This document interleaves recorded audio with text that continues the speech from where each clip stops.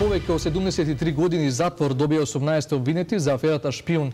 Тие се обвинети дека доверливи информации поврзани со безбедноста на државата и политичката ситуација во земјава продавале на странски разузнавачки служби.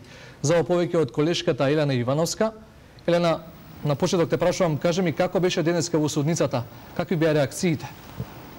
Георги, генерално мирно и во тивка атмосфера помине изрекувањето на денешната пресуда за случајот Шпион, каде 18 обвинети, нивните адвокати и роднини со незадоволство ја примија пресудата за случајот Шпион од условна казна па се до 15 години затвор. Тишината единствено беше прекината за време на паузата кога судијата одлучуваше за притворите.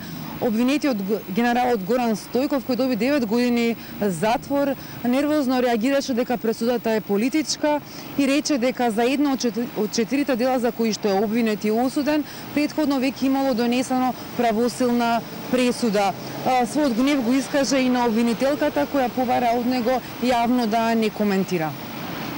Овој процес се крена премногу прашина. Кој станува збор нели за шпионска афера? Кажи ми, дали видовте за какви документи станува збор? Ѓорги, токму делот за шпионажата поради класифицираните докази доби превес на тајност. Затоа и дел од обвинетите и сведоците збореа, дава искази за затворени врати, па новинарите не можеа да ги видат и слушнат овие докази. Ова пред се однесува за првообвинетиот екс-разузнавачот Маријан Ефремов, кој што се товари дека бил организатор, односно дека бил идеен творец на шпионската мрежа. Тој за време на судскиот процес се бранеше со молчење и првпат прозборе на крај во завршните зборови, но она што кажа, како што кажав, остана зад затворени врати. Судијата денеска на денешното рочиште се обиде да изнесе барем дел од обемниот доказен материјал. Тој кажа дека Ефремов ги снимал сите разговори, тајно ги снимал разговорите со обвинетите и со соработниците, исто така дека во тефтерот ги запишувал сите информации и сите средби. Интересно е што токму тие снимки, тие информации кои што ги запишувал беа посочени како докази против него и останатите обвинети. Околу другиот дел, околу цените и заканите, тој дел беше отворен за јавноста. Имаше доста сведоци, меѓу кои бизнисмените Трифон Костовски, Коста Костовски и Минчо Јорданов.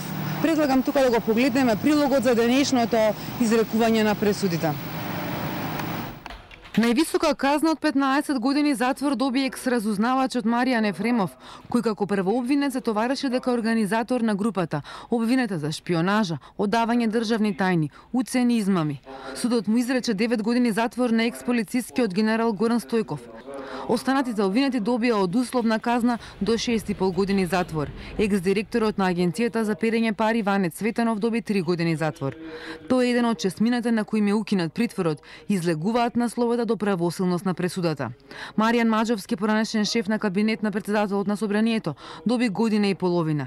Разузнавачот Александар Диневски доби 4,5 години затвор. Адвокатите не сакаат да ја коментираат пресудата, ниту еден и да изјава за медиумите. Пред да ја прочита пресудата, судијата наброја дел од доказите и сведочењата врз основа на која донел ваквата одлука. Судијата рече дека Ефремов ги снимал сите разговори со обвинетите и соработниците и можело да се чуе дека работи за повеќе разузнавачки служби, меѓу кои и ЦИА. Во компјутерите на Ефремов биле пронајдени многу текстови документи испраќани на странски разузнавачки служби и во нив биле користени прекарите на обвинетите.